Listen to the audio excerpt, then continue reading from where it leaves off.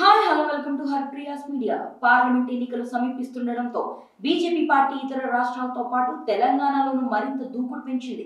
తెలంగాణలో 10 రోజుల పాటు సాగి విజయ సంకల్ప యాత్రతో లోక్సభ ఎన్నికల కోసం మొదటి దశ ప్రచారాన్ని ఇప్పటికే ప్రారంభించి మంచి జోష్ మీద ఉంది. ఈ యాత్రను 4 వేర్వేరు ప్రాంతాలకు చెందిన పార్టీ సీనియర్ నేతలు ఒక్కసారి జెండా ఊపి ప్రారంభించి ప్రజల్లోనికి వెళ్లారు. అయితే ఈ నెల 24న హైదరాబాద్ లో జరిగే విజయ సంకల్ప యాత్రలో కేంద్ర హోంమంత్రి అమిత్ షా పాల్గొనబోతున్నారు. అమిత్ షా రాకతో విజయ సంకల్ప యాత్ర కార్యక్రమాలు చురుగ్గా కొనసాగుతున్నాయి. అయితే తొలి దశ ప్రచారం ముగిసిన తర్వాత ప్రధాని నరేంద్ర మోడీ తెలంగాణలో పర్యటించి బహిరంగ సభలో ప్రసంగించే అవకాశాలు ఉన్నాయి. అయితే తేదీ స్థలం ఇంకా ఖరారు కాలేదు. ఇటీవల ముగిసిన అసెంబ్లీ ఎన్నికల్లో ఆకట్టుకుని ట్రాక్ రేట్ తో బీజేపీ తన ఓట్ల శాతాన్ని దాదాపు 7% మెరుగుపరుచుకుంది. లోక్సభ ఎన్నికలకు ఓటర్ల ఆదరణ పరంగా బీజేపీ తమ ప్రత్యర్థులైన కాంగ్రెస్, బీఆర్ఎస్ పార్టీల కంటే చాలా ముందంజలో ఉందని చెప్పక తప్పదు. ఇటీవల జరిగిన అసెంబ్లీ ఎన్నికల్లో బీజేపీ 13.90% ఓట్లు సాధించి 8 అసెంబ్లీ సెగ్మెంట్లను గెలుచుకుంది.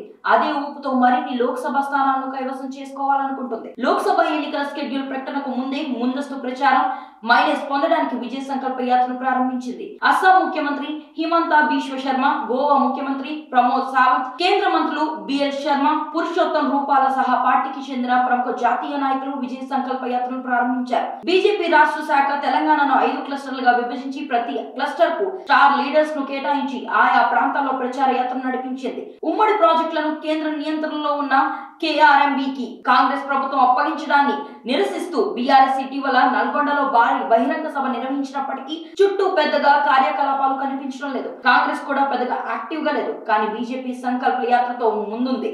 ఇక అయోధ్య రామ మందిరం లాంటి అంశాన్ని తీసుకుని తెలంగాణ బీజేపీ ప్రజల్లోనికి వెళ్లి ఆకట్టుకునే వ్యూహంలో ఉంది.